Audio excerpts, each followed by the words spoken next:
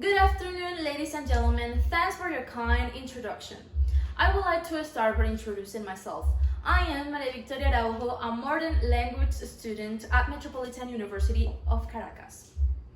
Right, let's get the ball rolling. The theme of my talk is about how eating habits influence our body. The purpose on doing this presentation is divided into two sections. In the first one, I will give you a solid background of how we can affect our body with poor nutrition, and after that, I will give you some recommendations from experts about your diet. I would like to start by saying that what we eat will give to our body the information that he needs to function properly. That means that if we don't get the right information to our body, our metabolic process suffer and our health declines. If we get too much food,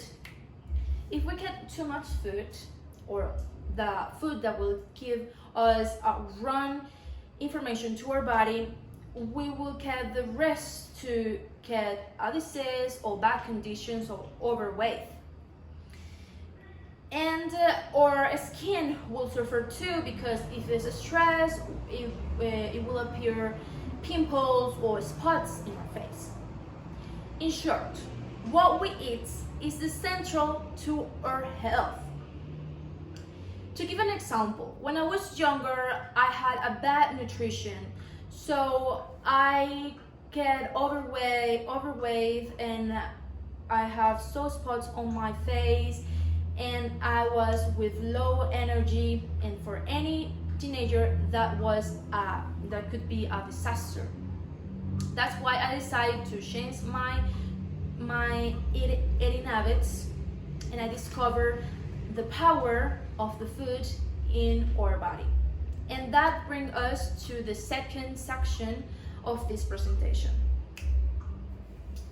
Some expert recommendations. It's well known that when we have eating habits in a healthy way, our life will be healthy, a longer and an active one. That's correct.